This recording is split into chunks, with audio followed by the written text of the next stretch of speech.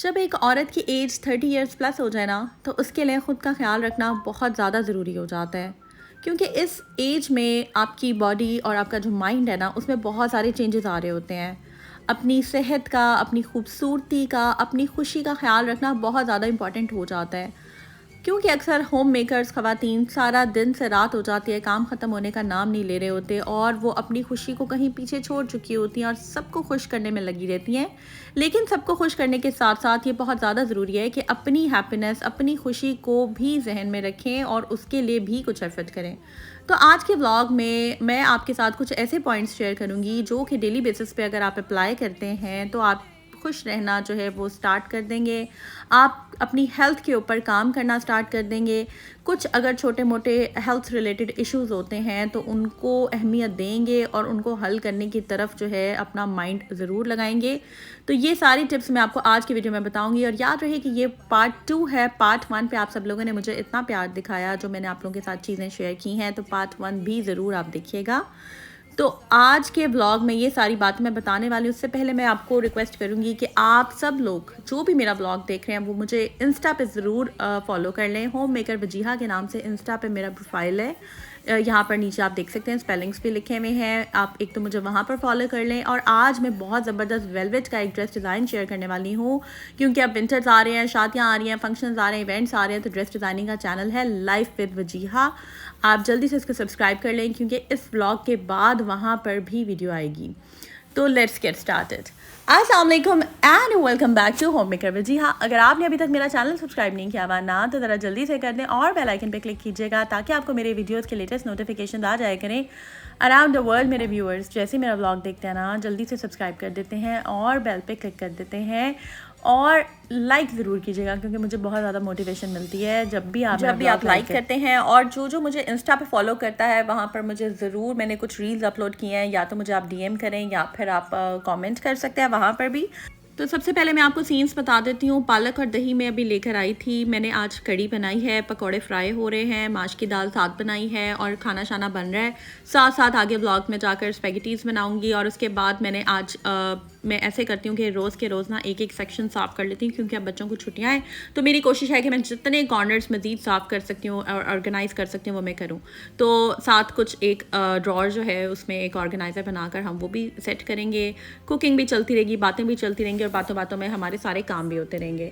तो सबसे पहला जो पॉइंट है वो ये है कि हम ख़वातीन जो है ना, अक्सर जब हम 30 प्लस हो जाती हैं तो हम डिनाइल में होती हैं। अब डिनाइल क्या होता है? अक्सर ऐसे होता है कि कोई चीज़ हो रही हो ना, हम उसको ज़हनी तौर पे एक्सेप्ट नहीं कर पाते। कुछ भी चीज़ हो सकती है, कोई भी बात। लेट से अगर हमारी एज 30 प्लस हो गया, बहुत सारी ख़वातीन ऐसी होती हैं कि वो डिनाइल में रहती हैं, वो एक्सेप्ट नहीं कर रही होती कि वो 30 क्रॉस कर गई हैं। ये एक आजकल बहुत बड़ा इशू है। अक्सर ख़वातीन से अगर एज पूछ लेना तो वो गुस्सा कर जाती हैं। ठीक है, आई थिंक कि एथिकली और मॉरली कभी भी मर्द से उसकी तनख्वाह और औरत से उसकी एज नहीं पूछनी चाहिए। तो अगर तो कोई एज पूछ लेना तो वो ख़वातीन क्या करती हैं कि वो गुस्सा कर जाती हैं और एग्रेशन में आ जाती हैं एकदम, या फिर टॉन्ट मार देते हैं तरीके से, क्योंकि वो अपनी एज नहीं बताना चाह रही होती। क्योंकि वो नहीं बताना चाह रही होती कि हमारी इतनी एज हो गई है, वो एक्सेप्ट नहीं कर पा रही होती। आई थिंक कि एज के साथ ग्रेसफुली अगर आप एजिंग की तरफ जाते हैं, या फिर जो भी आपकी एज है, अगर ग्रेसफुली आप उसे एक्सेप्ट करते हैं और उस एज के अकॉर्डिंगली आप अपने आप को कैरी करते हैं ना, तो बहुत ज़्यादा उसमें खूबसूरती होती है। मैं ये हरगिज़ नहीं कहूँगी, क्योंकि आजकल अगर आप कंपैरिजन करें, जो हमारे पुराने ज़माने के लोग थे या पहले जो मदर्स होती थी, वो इतनी ज़्यादा, ज़ाहिर है टेक्नोलॉजी तो अब आई है ना, तो आज की जो मदर्स हैं वो काफ़ी ज़्यादा एक डिजिटल दौर की मदर्स हैं। तो वो उस तरह से आप देखेंगे ना, एजिंग नहीं हो रही है। शायद कहीं ना कहीं एजिंग प्रोसेस जो है वो स्लो हो गया हुआ है और बहुत सारे ट्रीटमेंट्स आजकल आ गए हुए हैं। जो मल्टीविटामिन्स है वो बहुत सारे आपको हेल्प करते हैं। तो यहाँ पर मैं एक चीज़ ये कहूँगी कि सबसे पहले तो अपनी एज को एक्सेप्ट कर लें, डिनाइल में ना रहें। आप एक्सेप्ट कर लेंगी तो आप ज़हनी सुकून में रहेंगी, आपको स्ट्रेस नहीं होगा। फिर आपने दूसरा काम क्या करना है कि आपने अपनी, क्योंकि जब आप डिनाइल में होते हैं ना, आप एक्सेप्ट नहीं कर रहे होते, आपको लगता है कि वही चुस्त आप उस तरह की हैं अपनी 20s में, उसी तरह की फुर्ती आप में है। तो फिर खुदा न खास्ता अगर कहीं आपको एज रियलिटी चेक दे देती है ना कि नहीं यार अपना ख्याल रखो, तो फिर पता चलता है, फिर होश आती है। तो मैं चाहती हूँ कि वो होश आने से पहले ही आपको होश आ जाए और आप जो है वो पहले ही एक्सेप्ट कर लें और अपनी एज के हिसाब से अपनी डाइट में इंपॉर्टेंट चीज़ें ऐड करना शुरू कर दें। अब डाइट में कौन कौन सी चीज़ें ऐड करनी है वो मेरा इससे पहले जो मैंने ब्लॉग अपलोड किया है ना, 30+ एज वाली ख़वातीन किस तरह अपना ख्याल रखें वो ज़रूर देखें, उसमें कंप्लीट डाइट चीज़ें मैंने आपको बताई हैं। तो यहाँ पर मैं वो बातें बताऊँगी जो थोड़ी मेंटल हेल्थ से भी रिलेटेड है। तो यहाँ पर मैंने पीछे आपके साथ एक वीडियो क्लिप शेयर किया है जिसमें मल्टी वाइटामिन्स नज़र आ रही हैं। तो ये तो मैंने वो रखी हुई हैं जो मुझे लगता है ऑन एंड ऑफ में वो ले लेती हूँ, जो मुझे ज़रूरत है। लेकिन आपको कौन सी ज़रूरत है ये अब आपको पता चलेगा। बहुत सारे कमेंट्स आते हैं मेरे व्लॉग्स देखने के बाद, लोगों ने टेस्ट करवाए हैं और जिनको डाउट लगा है कि हाँ किसी को अगर विटामिन डी की डेफिशिएंसी है तो वो निकली है टेस्ट के अंदर, और उसके अकॉर्डिंगली अब उन्होंने डॉक्टर से कंसल्ट करके मल्टीविटामिन्स ले लिए हैं। So it's very easy. बहुत सारी ख़वातीन में ये भी प्रॉब्लम होती है कि वो डर रही होती हैं टेस्ट करवाने से, वसाइल नहीं होते बहुत सारे लोगों के पास। तो यहाँ पर मैं एक बात कहूँगी कि अगर थोड़ा सा आप बचत कर लेना कि एक चंक आप निकाल कर रख लें सिर्फ अपने टेस्ट के लिए, और इतने ज़्यादा पैसे भी नहीं लगते हैं। वही आप जंक फूड में और बाहर 2-1 सूट कम बना लें, अपना टेस्ट करवा लें, उसके अकॉर्डिंगली मल्टीविटामिन ले लें। कोई महंगे नहीं आते, 1000, 1200, 1500 के अंदर अंदर ये न्यूट्रीफैक्टर और हर्बियोटिक्स के आ जाते हैं। इससे ज़्यादा महंगे तो नहीं होते। या हद 2000 की कर लें आप, तो एक दफ़ा आप ले लेते हैं तो वो आपका 1 महीना या 2 महीना जिस तरह से भी डॉक्टर आपको सजेस्ट करें वो आप ले सकती हैं। तो ये बहुत इंपॉर्टेंट बात है कि आप डिनाइल में ना रहें, और जो एज है उसके अकॉर्डिंगली जो आपकी बॉडी की रिक्वायरमेंट्स हैं मल्टीविटामिन्स आप जो है वो स्टार्ट कर दें, ठीक है। और दूसरी बात ये है कि स्किन का बहुत ज़्यादा ख्याल रखें, क्योंकि अब वैसे भी विंटर्स आ गए हैं, अक्सर स्किन जो है वो ड्राई हो जाती है, कुछ ख़वातीन की खिंची खिंची महसूस होती है। तो आप कोशिश करें कि जितना ज़्यादा स्किन को मॉइस्चराइज़ कर सकते हैं करें। एशियन जो स्किन है ना वो बहुत अच्छी है अगर उसका ख्याल रखा जाए। आपने क्या करना है कि रात को सोने से पहले कोई भी लोशन आप ले लें, कोई ऑयल ले लें, कोकोनट ऑयल अगर आपको सूट करता है आप वो ले लें। आप अपनी स्किन की 4 से 5 मिनट कम से कम बता रही हूँ आपको, अच्छे तरीके से मसाज करें। आप स्किन को मॉइस्चराइज़ किए बगैर बिल्कुल मत सोएं, क्योंकि अब देखिए शुरू के तो जो 20 साल गुजर गए सो गुजर गए।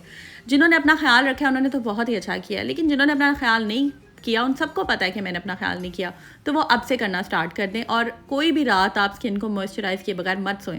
जब आप स्किन को मॉइस्चराइज़ करते हैं ना, आप देखेंगे कि आपकी स्किन पे जो झुर्रियाँ ज़रा जल्दी आनी होंगी ना वो लेट हो जाएंगी, वो नहीं आएंगी, या रुक जाएंगी, या स्लो हो जाएंगी, या बेहतर हो जाएगा चेहरा आपका। तो मॉइस्चराइज़ करना बहुत ज़्यादा ज़रूरी है। नेक्स्ट इंपॉर्टेंट पॉइंट ये है कि पानी पीना बहुत ज़रूरी है, हाइड्रेटेड रखना बहुत ज़रूरी है। ख़ुद को ज़्यादा से ज़्यादा पानी पिएं ताकि जिस्म जो है वो आपका हाइड्रेटेड रहे, पानी की कमी बॉडी में ना हो, आपको कॉन्स्टिपेशन वगैरह नहीं होती, आपकी स्किन अच्छी हो जाती है पानी पीने के। तो जितने फ़ायदे हैं उसके ऊपर अगर मैं बात करने लगूँ तो पूरा व्लॉग जो है वो कहाँ जाएगा हमें पता नहीं चलेगा, पूरा दिन जो है ना वो लग जाएगा। तो इसलिए पानी जो है वो बहुत ज़्यादा ज़रूरी है कि आप पिएँ। नेक्स्ट इम्पॉर्टेंट पॉइंट ये है कि आप जो है ना अपने ऊपर यकीन रखें। सेल्फ कॉन्फिडेंस जो है वो बहुत ज़्यादा। मुझे कमेंट्स आ रहे होते हैं कि आप ही हमारे में कॉन्फिडेंस की कमी है, कोई 2-4 बंदों में अगर हमें बात करनी पड़े तो हमसे नहीं होता, कोई गेस्ट आ जाए तो हम इतना ज़्यादा कॉन्फिडेंटली उनसे बात नहीं कर पाते हैं। हम अगर बाहर भी कहीं जाएं, बच्चों के स्कूल में एडमिशन्स वगैरह अगर करवाने जाएं तो हम टीचर से उस तरह से बात नहीं कर सकते हैं। बहुत सारी ख़वातीन में मैंने देखा ये चीज़ होती है कि बच्चे का अगर कोई भी मसला है, कोई भी उसकी बात अगर करनी है प्रिंसिपल से करनी है या टीचर्स वगैरह से करनी है तो मदर्स जो है वो नहीं कर पाती। उसकी ये भी एक रीज़न होती है कि अक्सर जो अगर प्राइवेट स्कूल्स की बात करें तो टीचर्स जो हैं वो इंग्लिश में बात कर रही होती हैं, और मदर्स क्योंकि वो इतनी ज़्यादा फ्लुएंट नहीं होती इंग्लिश में तो वो हेजिटेट करती हैं। तो यहाँ पर अब मैं आपको एक टिप दूंगी कि अगर टीचर इंग्लिश में भी बात कर रही है और आपको अगर इंग्लिश नहीं आती है तो कोई ऐसी बात नहीं है। देखिए उर्दू हमारी नेशनल लैंग्वेज है, आप उर्दू में बात कर लें, वो बेशक इंग्लिश में अगला जवाब दें, आप फिर उर्दू में क्वेश्चन पूछ लें, इसमें कोई फ़र्क नहीं पड़ता। और कॉन्फिडेंटली बात करें, ठीक है, टू द पॉइंट बात करें। दूसरी बात यहाँ पर मैं बड़े अफसोस के साथ कहना चाहूँगी कि 90s में, 80s में, 70s में, पहले ज़माने की अगर बात करें या इवन 2000 में भी, या इवन आजकल भी बहुत से ऐसे घर हैं, बहुत से ऐसे लोग हैं जो बेटियों को इम्पोर्टेंस नहीं देते। याद रहे यहाँ पर मैं उन लोगों की बात नहीं करी जो इम्पोर्टेंस देते हैं, प्यार भी करते हैं, खुश भी होते हैं, वो करते हैं, बहुत अच्छी बात है। आप लोगों से अल्लाह कितना ज़्यादा खुश होता है, आप लोगों को इस चीज़ का आइडिया नहीं है। लेकिन वो लोग जो कि अपनी बेटियों को इम्पोर्टेंस नहीं देते रहे, वो लोग जो अपनी बेटियों की जब उन्होंने उनकी ब्रॉटअप किया है, परवरिश किया है, तो उन्होंने कहीं ना कहीं उनको हमेशा बेटों से पीछे रखा। अक्सर घरों में ऐसे होता है कि लड़के जो हैं वो प्राइवेट स्कूल्स में करवाए होते हैं, अच्छे महंगे स्कूलों में कराए होते हैं, लड़कियों को उर्दू मीडियम स्कूल्स में करा दिया जाता है, गवर्नमेंट स्कूल्स में करा दिया जाता है, या एक टाइम तक उनकी पढ़ाई रोक दी जाती है। तो ऐसे था कि पुराने वक्तों की माएँ जो थीं या उनको तरबियत उनकी ऐसी ही की गई थी कि उनको हमेशा लड़कों से पीछे जब उनको पीछे रखा गया तो फिर क्या हुआ कि उनके अंदर कॉन्फिडेंस की कमी आ गई। और अब वही अक्सर ऐसे होता है कि लड़कियां जब मुझे कमेंट करती हैं कि आप ही हम कैसे कॉन्फिडेंस अपना बढ़ाएं, तो वो बेसिकली इतने सालों की उनके अंदर चीज़ें पक्की हो गई होती हैं। लेकिन कोई बात नहीं, इट्स नेवर टू लेट। बहुत सारी मैंने देखा है कि आजकल अगर आपकी काउंसलिंग करते हैं, जिस तरह कि मैं अपने ब्लॉग्स के थ्रू, मेरी कोशिश होती है कि मैं आप लोगों को जितना ज़्यादा समझा सकूं मैं समझाती हूं। तो अगर आप ये चीज़ें भी सीख जाते हैं, इस उम्र के इस हिस्से में भी अगर आप ये चीज़ें सीख जाते हैं तो आप में काफ़ी ज़्यादा बेहतरी आ सकती है। तो सेल्फ़ कॉन्फिडेंस जो है वो बहुत ज़्यादा इंपॉर्टेंट है। उसके लिए मैं अब आपको एक टिप देती हूँ। ज़ाहिर है मसला तो मैंने आपको बता दिया ना, अब आपको हल भी बताना है। तो हल ये है कि अपने आप की आप तारीफ़ करें, सेल्फ़ प्रेजिंग करें, ठीक है। हाँ, अपने मुंह मियाँ मिट्ठू नहीं बन जाना कि हर वक्त मैं वाली भी बड़ी एक बीमारी होती है, वो भी मैं आपको आगे जाकर बताती हूँ। कुछ ख़वातीन में मैं वाले भी बहुत इशू होते हैं।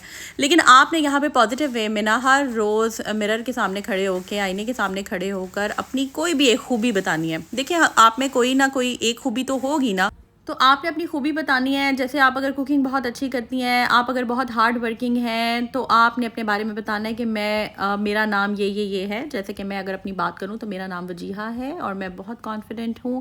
या फिर जो भी आपकी अपने बारे में बात करनी हो, शीशे के सामने आई कांटेक्ट करके रोज़, जिस तरह से देखिए, अब आपने यूनिवर्सिटीज़ में अगर प्रेजेंटेशंस नहीं दी हुई, ये मैं आपको वो तरीका बता रही हूँ लड़कियों को जो कि बड़ी बड़ी यूनिवर्सिटीज़ में अगर आपने प्रेजेंटेशंस देनी है, बहुत बड़े बड़े ऑडिटोरियम्स में अगर आपने लोगों को ट्रेनिंग देनी है, तो फिर आप ये वाली टैक्टिक्स, ये जो टेक्निक्स हैं, ये आप अप्लाई करते हैं। अपने आप को शीशे के सामने खड़े रख अपनी आंखों के साथ आपने आई कांटेक्ट रखना है और अपने बारे में बताना है। फिर इससे फ़ायदा ये होता है कि आहिस्ता आहिस्ता आहिस्ता जब आप डेली बेसिस पे ये करते हैं चीज़ें, या चलें आप हफ्ते में 2-3 दफ़ा ऐसे करते हैं, तो आपके अंदर आहिस्ता आहिस्ता कॉन्फिडेंस बिल्डअप होता है, लोगों से आप बात कर पाते हैं। तो दूसरा ये मैं कहूँगी कि जो मुझे ये क्वेश्चन आ रहा था कि टीचर्स के साथ हम बात नहीं कर पाते बाहर हम, तो देखिए, आप किसी ने आपको क्या कहना है, सबसे पहले आप ये जहन में रखें, आप डरा ना करें लोगों से, डरने की क्या ज़रूरत है। तो खैर यहाँ पर मैं अपने टॉपिक पे नेक्स्ट पॉइंट पे चलती हूँ। लेकिन उससे पहले मैं बता दूँ कि ग्रॉसरी थोड़ी सी मैं लेकर आई थी, ज़्यादा नहीं आजकल मैं चीज़ें ला रही। पहले ये मैं नेस्कैफ़े का पूरा जार ले आती थी, लेकिन इस बार मैंने नहीं लिया। ये जो लूज़ पैकिंग में थोड़े बहुत इसमें कॉफ़ी होती है, आई थिंक ये 300 का था या 298 का, इस तरह से था। तो बस मैं ये लूज़ पैकिंग में ले आई थी।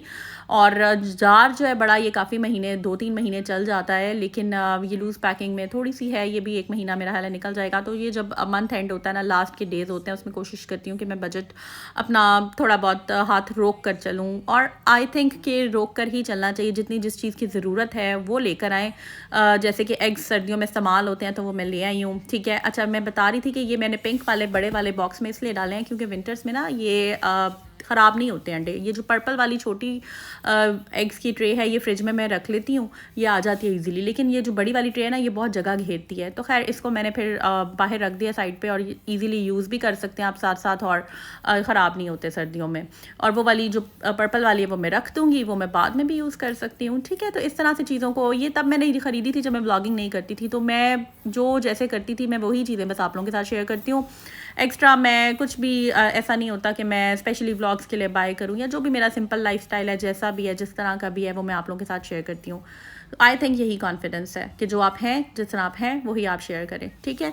तो यहाँ पर मैं ये जग भी लेकर आई थी, मुझे बड़ा क्यूट लगा था और बड़ा यूज़र फ्रेंडली भी है। अक्सर ऐसे होता है कि पतीलियाँ रखी होती हैं दूध वाली फ्रिज में, तो बस अगर आप इस तरह से जग के अंदर डाल लेते हैं और इसको बंद कर देते हैं, तो एक तो दूध में समटाइम्स अगर कभी फ्रूट भी कोई रखा हो, होता है ना, दूध में डिफरेंट सा टेस्ट आ जाता है, तो वो टेस्ट भी नहीं आता, फ्रेश रहता है। और बस इसमें जो है ये मैंने पंजीरी पाउडर जो एक था वो मैंने बनाया हुआ था, तो बस वो मैंने मिक्स किया, ख़त्म हो गया था बॉक्स। तो अपना ख्याल ज़रूर डाइट का रखें। डाइट से रिलेटेड मैं बार बार आपसे कह रही हूँ कि मेरा इसके बाद आपने अगर ये व्लॉग देखे और आप फर्स्ट टाइम मेरे चैनल पे आए, तो सबसे पहले तो सब्सक्राइब कर दें। और डाइट कौन सी लेनी है 30+ ख़वातीन ने, वो मैंने इससे पहले एक व्लॉग अपलोड किया, आप मेरे चैनल पे जाएँ, वीडियोज़ पे जाएँ, इससे पहले मैंने व्लॉग अपलोड किया हुआ है, वो देखें। प्लेलिस्ट आप ऑन कर दें, वहाँ पर भी आपको मिल जाएगा। तो ये वाला जो जार खाली हुआ है ना, कंटेनर खाली हुआ है, बहुत प्यारा सा है। इसको मैंने वॉश कर लिया अच्छे से, इसको ड्राई कर लिया सही तरीके से, और अब मैं इसके अंदर जो है वो मैदा डाल दूँगी। तो इस तरह से आज मैंने बहुत ज़बरदस्त चीज़ें जो हैं वो सेट करनी है, छोटी छोटी चीज़ें। ये रात का टाइम है, बच्चे सो गए हैं, आई थिंक 12 बजे का टाइम है। मुझे यही टाइम मिलता है, अपने टाइम को मैं प्रोडक्टिव बनाती हूँ, क्योंकि दिन में मुझे इतना टाइम नहीं मिलता। हेल्पर भी होती है अक्सर, तो बस फिर मैं ये काम सुकून से करने वाले होते हैं, जिसमें मुझे कोई डिस्टर्बेंस नहीं चाहिए, और बातों बातों में हमारे काम जो है वो हो जाते हैं। बस मैं इस टाइम पे अपने आप के साथ थोड़ा टाइम गुजारती हूँ, मी टाइम कह लें, ये मेरा मी टाइम ही है। जैसे जैसे चीज़ें अरेंज होती जाती हैं वैसे वैसे आप रिलैक्स होते जाते हैं। तो ये एक बहुत अच्छी टिप है कि आप जब डिस्टर्ब्ड हो ना, और अगर आपको लगे, जैसे मेरा कल का दिन अगर मैं बात करूँ, मेरा बिल्कुल भी प्रोडक्टिव नहीं था, होता है ऐसे। मैं अब आपको बताती हूँ कि 30+ जब आप होते हैं ना, तो आपको क्या क्या प्रॉब्लम्स आती हैं। आपके ना हार्मोनल इम्बैलेंस होता है, लड़कियों को पता नहीं होता, कुछ का बहुत ज़्यादा होता है, कुछ का थोड़ा बहुत होता है। जिनका ज़्यादा होता है, PCOS भी बहुत ज़्यादा कॉमन है आजकल, तो वो उसके लिए तो बहुत ज़रूरी है आप डॉक्टर से कंसल्ट करें। अगर आपके पीरियड्स इरेगुलर है तो 100% जो है ना वो चांसेस होते हैं कि आपको PCOS है। उसके लिए डॉक्टर्स आपको फिर मेडिकेशंस वगैरह देते हैं और डाइट बताते हैं, तो वो ठीक हो जाता है। लेकिन अगर पीरियड्स आपके इरेगुलर नहीं है, फिर भी चांसेस होते हैं कि कहीं ना कहीं आपका हार्मोनल इम्बैलेंस हो थोड़ा बहुत। फिर क्या होता है कि चिड़चिड़ापन होता है, स्ट्रेस होता है, एंजाइटी। अक्सर ऐसे होता है कि पीरियड से तकरीबन 1 हफ्ता पहले ख़वातीन के मूड स्विंग्स बहुत ज़्यादा होते हैं। आप रिलेट करेंगे, बहुत ज़्यादा चिड़चिड़ापन होता है, मूड ख़राब होता है अक्सर। तो उसमें क्या करना होता है कि आप कोई भी काम पकड़ लें, ठीक है। खैर मैं तो मेरा तो काम ही क्लीनिंग का है, मोटिवेशन का है, कुकिंग का है, तो मैं तो साथ साथ ये करती रहती हूँ चीज़ें। लेकिन अक्सर ऐसे होता है कि जब आपको चिड़चिड़ापन हो, मूड ख़राब हो, अक्सर आप बगैर किसी वजह के बच्चों को गुस्सा किसी और बात पे चढ़ा होता है। ख़वातीन जब उनका मूड इस तरह से मूड स्विंग्स आते हैं तो वो बच्चों पे निकाल देती हैं स्ट्रेस।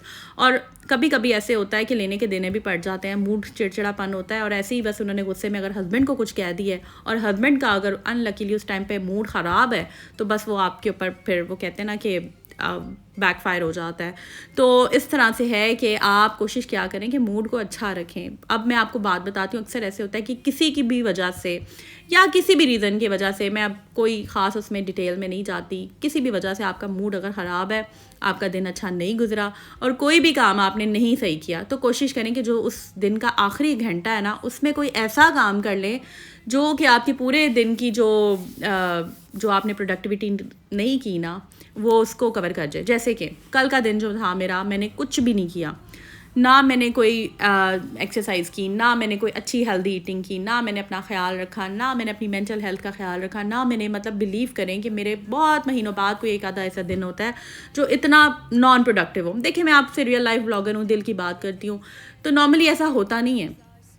लेकिन सिर्फ एक मैंने ब्लॉग अपलोड कर दिया था, उसके अलावा मैंने ना मुझसे कुकिंग हुई। आई डोंट नो क्या रीज़न थी, समटाइम्स ऐसे हो जाता है। तो फिर मैंने क्या किया कि मुझे नींद नहीं आ रही थी। आपको मैंने बताया मेरी आदत है माशाल्लाह कि मैं हमेशा कुछ ना कुछ प्रोडक्टिव करती हूँ, कुछ सीखती हूँ। तो बस मैं उठ गई रात के टाइम और मैंने कहा नहीं, बस अब ये सारे काम मैंने आज ख़त्म।